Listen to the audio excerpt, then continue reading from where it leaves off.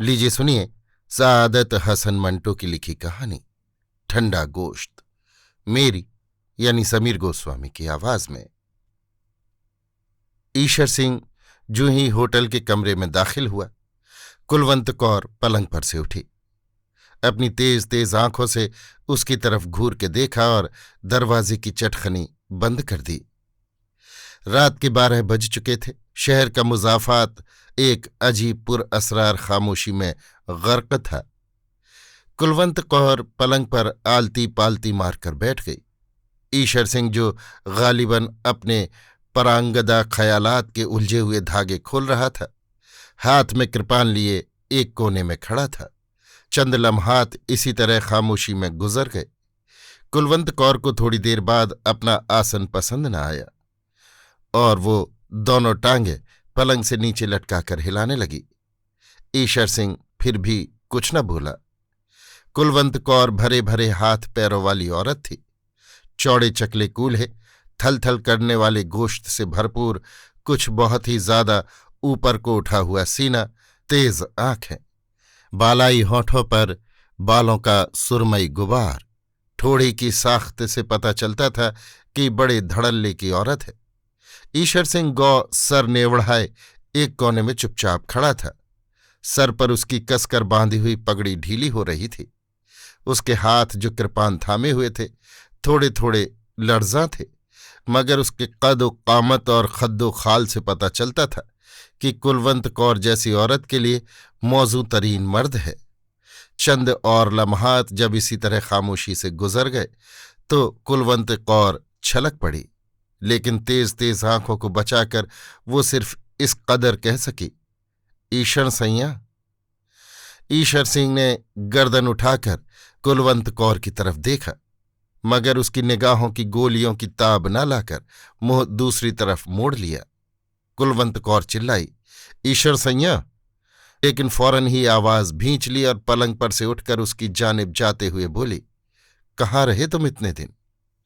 ईशर सिंह ने खुश्क होंठों पर जबान फेरी, मुझे मालूम नहीं।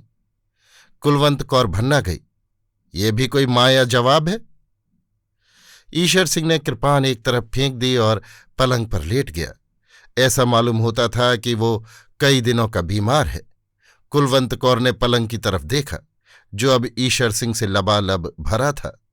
उसके दिल में हमदर्दी का जज्बा पैदा हो गया। चुनांचे उसके माथे पर हाथ रखकर उसने बड़े प्यार से पूछा, जानी, क्या हुआ है तुम्हें? ईशर सिंह छत की तरफ देख रहा था। उससे निगाहें हटाकर उसने कुलवंत कौर के मानूस चेहरे को टटोलना शुरू किया। कुलवंत, आवाज में दर्द था। कुलवंत कौर सारी की सारी सिमटकर अपने बालाई होंठ में आ गई। हाँ जानी, कहकर वो उसको दांतों से काटने लगी। ईशर सिंह ने पगड़ी उतार दी। कुलवंत कौर की तरफ सहारा लेने वाली निगाहों से देखा। उसके गोश्त भरे कूल्हे पर जोर से थप्पा मारा और सर को झटका देकर अपने आप से कहा, ये कुड़ी का दिमाग ही खराब है। झटका देने से उसके केस खुल गए। कुलवंत कौर उंगलियों से उनमें कंघी करने लगी। ऐसा करते हुए उसने बड़े प्यार से पूछा, ईशर सैया, कहाँ रहे तुम इतने दिन?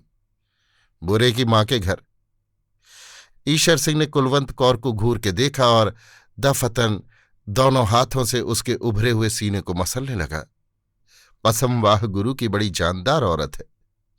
कुलवंत कौर ने एक अदा के साथ ईशर सिंह के हाथ एक तरफ झटक दिए और पूछा, तुम्हें मेरी कसम बताओ, कहाँ रहे? शहर गए थे? ईशर सिंह ने एक ही लपेट में अपने बालों का जूड़ा बनाते हुए जवाब दिया, नहीं। कुलवंत कौर चिढ़ गई, नहीं, तुम जरूर शहर गए थे और तुमने बहुत सा रुपया लूटा है जो मुझसे छुपा रहे हो। वो अपने बाप का तुख्म ना हो जो तुमसे झूठ बोले? कुलवंत कौर थोड़ी देर के लिए खामोश हो गई, लेकिन फौरन ही भड़क उठी, लेकिन मेरी समझ में नहीं आता, उस रात तुम्हें क्या हुआ? अच्छे भले मेरे साथ लेटे थे। मुझे तुमने वो तमाम गहने पहना रखे थे जो तुम शहर से लूट कर लाए थे। मेरी भपियां ले रहे थे, पर जाने एकदम तुम्हें क्या हुआ, उठे और कपड़े पहनकर बाहर निकल गए। ईशर सिंह का रंग जर्द हो गया। कुलवंत कौर ने यह तब्दीली देखते ही कहा, देखा कैसा रंग नीला पड़ गया। ईश्वर सैया, कसम वाह गुरु की, जरूर कुछ दाल में काला है। तेरी जान की कसम, कुछ भी नहीं। ईश्वर सिंह की आवाज बेजान थी। कुलवंत कौर का शुबहा और ज्यादा मजबूत हो गया। बालाई होंठ भींचकर उसने एक एक लफ्ज पर जोर देते हुए कहा, ईश्वर सैया, क्या बात है, तुम वो नहीं हो जो आज से 8 रोज पहले थे। ईश्वर सिंह एकदम उठ बैठा, जैसे किसी ने उस पर हमला किया था। कुलवंत कौर को अपने तनुमंद बाजुओं में समेटकर उसने पूरी कुव्वत के साथ उसे भंभोड़ना शुरू कर दिया। जानी मैं वही हूं, घट घट पा जफियां तेरी निकले हना दी गर्मी। कुलवंत कौर ने मुजाहमत न की, लेकिन वो शिकायत करती रही। तुम्हें उस रात हो क्या गया था? बुरे की मां का वो हो गया था। बताओगे नहीं? कोई बात हो तो बताओ, मुझे अपने हाथों से जलाओ अगर झूठ बोलो। ईश्वर सिंह ने अपने बाजू उसकी गर्दन में डाल दिए और होंठ उसके होंठों में गाड़ दिए। मूंछों के बाल कुलवंत कौर के नथनों में घुसे तो उसे छींक आ गई। दोनों हंसने लगे।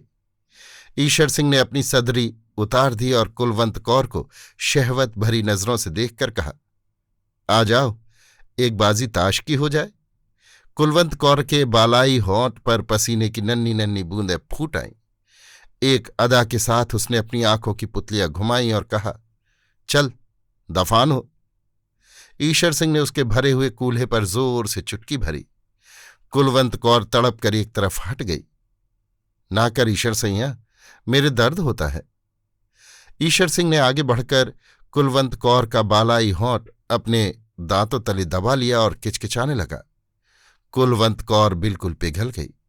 ईश्वर सिंह ने अपना कुर्ता उतार के फेंक दिया और कहा, लो फिर हो जाए तुरुपचाल। कुलवंत कौर का बालाई होंठ कपकपाने लगा। ईश्वर सिंह ने दोनों हाथों से कुलवंत कौर की कमीज का घेरा पकड़ा और जिस तरह बकरे की खाल उतारते हैं इसी तरह उसको उतार कर एक तरफ रख दिया। फिर उसने घूर के उसके नंगे बदन को देखा और जोर से उसके बाजू पर चुटकी भरते हुए कहा, कुलवंत, कसम वाह गुरु की, बड़ी करारी औरत है तू।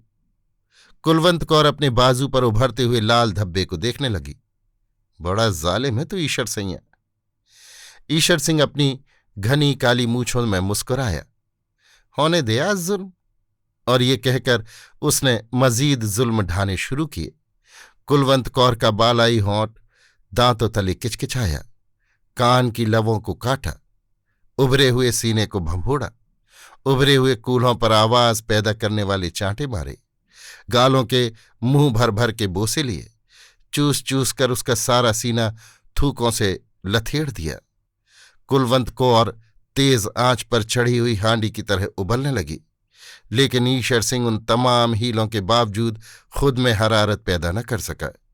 जितने गुर और जितने दाव उसे याद थे सब के सब उसने पिट जाने वाले पहलवान की तरह इस्तेमाल कर दिए, पर कोई कारगर न हुआ। कुलवंत कौर ने, जिसके बदन के सारे तार तनकर खुद ब खुद बज रहे थे, गैर जरूरी छेड़छाड़ से तंग आकर कहा, ईश्वर सैया, काफी फेंट चुका है, अब पत्ता फेंक। ये सुनते ही ईश्वर सिंह के हाथ से जैसे ताश की सारी गड्डी नीचे फिसल गई। हांफता हुआ वो कुलवंत कौर के पहलू में लेट गया और उसके माथे पर सर्द पसीने के लेप होने लगे। कुलवंत कौर ने उसे गरमाने की बहुत कोशिश की, मगर नाकामी रही। अब तक सब कुछ मुंह से कहे बगैर होता रहा था, लेकिन जब कुलवंत कौर के मुंतजिर बाअमल आज़ा को सख्त नाउम्मीदी हुई तो वो झल्लाकर पलंग से नीचे उतर गई। सामने खूंटी पर चादर पड़ी थी, उसको उतारकर उसने जल्दी जल्दी ओढ़कर और नथने फुलाकर बिफरे हुए लहजे में कहा, ईश्वर सैया, वो कौन हरामजादी है जिसके पास तू इतने दिन रहकर आया है, जिसने तुझे निचोड़ डाला है?